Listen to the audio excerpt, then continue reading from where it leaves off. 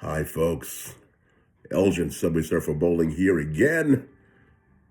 Your creative caricature and marketing consultant with part 7 of Why I Hate Enter the Dragon. Let's get the 800-pound gorilla out of the room. Who's weighing these gorillas? Why are they always 800 pounds?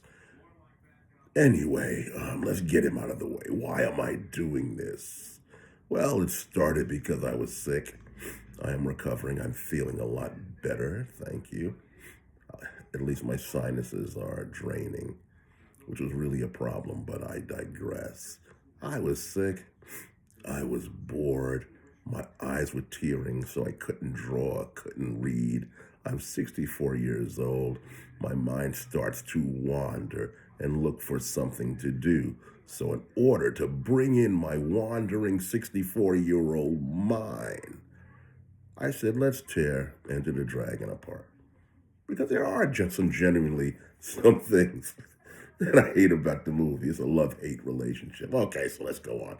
The last time we were here, well, we were at the tournament with Jim Kelly and John Saxon. I had skipped over an episode, so that's why I included that one. But I wanted to say something about Jim Kelly in particular that I missed in the last broadcast. So he beats up Parsons, in, I think, spectacular fashion. And what I noticed about Kelly, he has his own style. And what I mean is not just his own style of martial arts, but his own particular swag.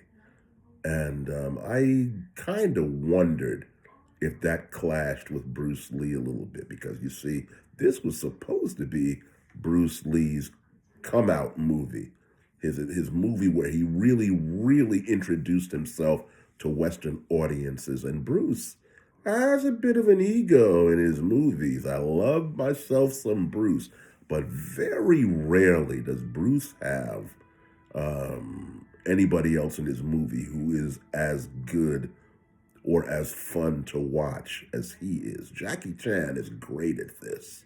Jackie Chan has had some great supporting actors in his movies who rival his skill and even surpass in certain areas. But Bruce, he's always got to be the top dog. He chooses his opponent in Enter the Dragon. In the first reel, he chooses Sammo Hung, very accomplished martial artist, but the guy's got a pot belly, okay? He's got John Saxon in there, and we already talked about his deplorable skills. But then there's Jim Kelly, 6'3", handsome. He's got washboard abs. He's got his own physique that kind of rivals Bruce. I kind of think that Bruce didn't want him in the rest of the picture. Just my thought. So Jim Kelly ends his bout. Stephen Charles. Okay, we're going to ignore that. So what happens is Jim Kelly ends his bout with Parsons. He wins in spectacular fashion. He knocks him out with an elbow. And it comes time to bow. And Jim Kelly does something that I feel kind of signs his death warrant. It's very, very subtle. It's the way he bows. When you win your match, you're supposed to go up to the host, that would be Han, the grandmaster, and bow. And common sense, and not to mention common sense and training, should tell you to bow to the host in a humble fashion. This is his tournament that he presides over. This is his house. This is his event. You show deference. Jim Kelly, man, he wins the Academy Award for not being able to read the room correctly. Everybody's bowing to Han. John Saxon goes to the point where he just overbows. He just bows so deep. But Jim Kelly keeps his fist clenched, He does a half bow, okay? His fists are lowered.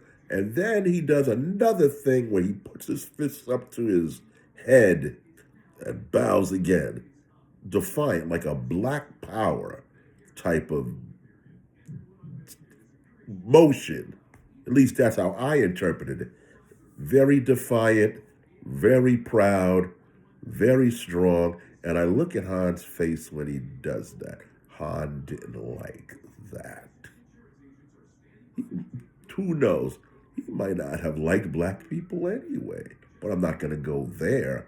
But the fact that Jim Kelly didn't show him his respect and give him his props right there with just another check in that box where Han says, I don't like this guy.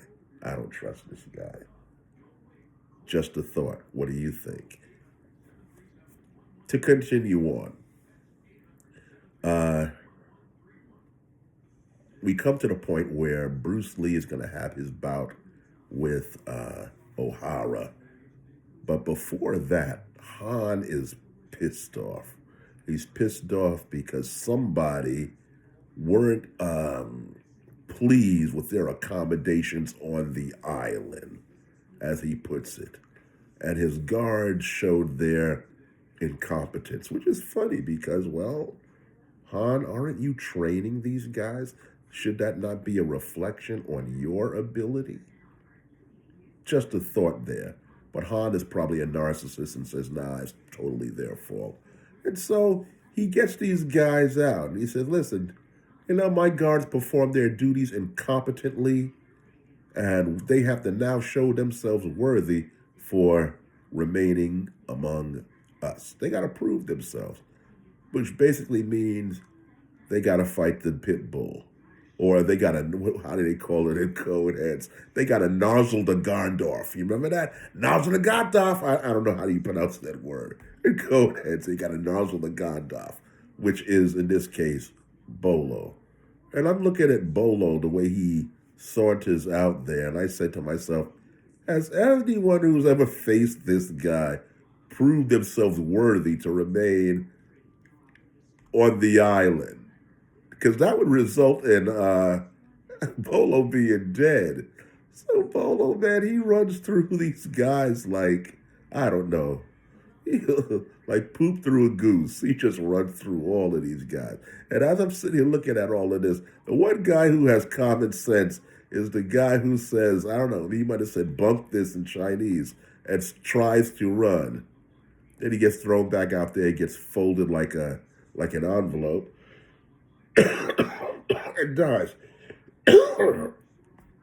Then Han looks specifically at Jim Kelly, but before he does, he has a look of disgust, pure disgust on his face, and he has to even speak to this guy. And he says, are you shocked, Mr. Williams? And Williams, still not being able to read the room, it says only on how sloppy a man works. Now, I got to admit, great comeback line. But that's just also another check in that notebook that Han is putting together to say, I don't like this guy. All right. So on with Bruce Lee's fight, which everybody's looking forward to. We know that Lee's going to beat him. No surprise there. But what was kind of corny was Bruce drops him for the third time? And O'Hara gets mad and grabs Lee's leg. And Lee does that famous salute to Pele, the soccer player, where he does the bicycle kick and hits O'Hara up under the chin. Now, here's what bugs me. I know that we're watching a martial arts movie. I know that these fights are choreographed. I know that they're not really real. But when you watch a martial arts film, you like to see some type of feasibility in a technique. Even with Roper, who I don't like, at least when he's hitting and kicking people in the groin, you say, yeah, okay, I can see how that would work. But what is O'Hara trying to do? What was the end move going to be? Was he doing a single leg takedown? Is that what he was going to do? Was he going to pick Lee's leg up and I don't know, flip him over some kind of way? You don't really have a sense on what he's trying to do, other than set Bruce Lee up to do that Pele bicycle kick. Totally unrealistic on the part of O'Hara. Okay? So the match goes on and on and on and on. Lee hits him with that signature Bruce Lee sidekick, knocks the wind and every. He knocks the wind, the doo doo, the pee pee, everything out of him. And the fight is over. But Lee bows to Han and he starts to walk away. Then he hears the sound of two bottles breaking. And Han yells, O'Hara. And Lee turns around and sees this dude with two bottles in it. Excuse me, I'm pausing because I'm trying not to cough. He sees this guy with two bottles in his hand. And Lee does something that I think is confusing for a Shaolin monk. He was on his way out. He hears the sound of the breaking bottles, and he walks back to him. I said, why did you keep walking? Why didn't you try to get away? Because I thought Shaolin monks, they don't want to go there where it's, I got to kill this guy now. But it seemed to me that Lee, in uncharacteristic fashion, was wanting to kill this guy. And I'm looking at the bottles that he's threatening Lee with. They're like, you can't really cut very well with a little, he's got these two little pieces held together. He's got these two little pieces of a bottle. And I said, it's not a very good weapon to threaten somebody with, but it is what it is. So Lee does the crescent kick, knocks the bottles out of his hands. O'Hara does this front kick. And I'm looking at the front kick. I said, was that really meant to hit? Or was that just a Hail Mary move, something you just put out there? Lee kicks him in the neck. He falls down. I think the fight should have been over at that point. The threat is no more. The bottles are dropped. This guy is done. He's gotten hit with your sidekick. You've hit him with spinning back kicks, multiple ones prior to that. And now you've kicked him in the neck. He's probably out. Threat is over. And then Bruce Lee, the Shaolin monk, jumps up in the air and cracks his sternum.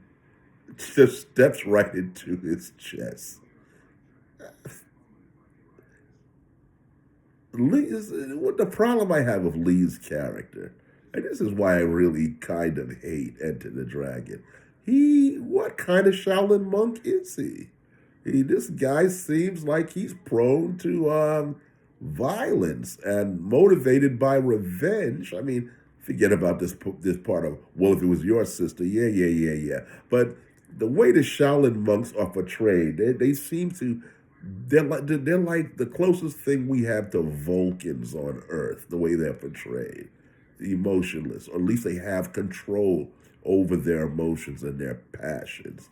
Lee should have long put that to rest about his sister. But then again, maybe he didn't have time. After all, he was, I think, told about this incident with his sister just before he went on his trip. So maybe that's it. Who knows? I don't know. At any rate, Lee just seems so anxious to get revenge. He even had an attitude when O'Hara came to his room and told him, you must attend the morning ritual in uniform. Tells him outside, holds that nice side kick out, and then does a series of angry punches like, I'm going to get you, sucker. So this is just one of the things that I really hate about Enter the Dragon. It's Lee's character. I don't hate the way he fights. I love it. I came there to see it. But just the character development on him is not really good. Okay, and so Williams, Lee, no, not Lee, Williams, Roper, Anna Capri, maybe even Bolo. Everybody's shocked about what just happened because maybe there's never been a death at any of these. Well, what am I saying? There was just a death a few minutes ago with Bolo. Okay, perhaps nobody's ever seen a sparring match that ended in death. Who knows? Anna gives Williams a note from Han. He says he wants to see you. And he said, hey, Roper, I'll see you in an hour. Famous last words that we're going to pick up on in our next installment of Why I Hate Enter the Dragon, Part 8. We're almost finished, guys.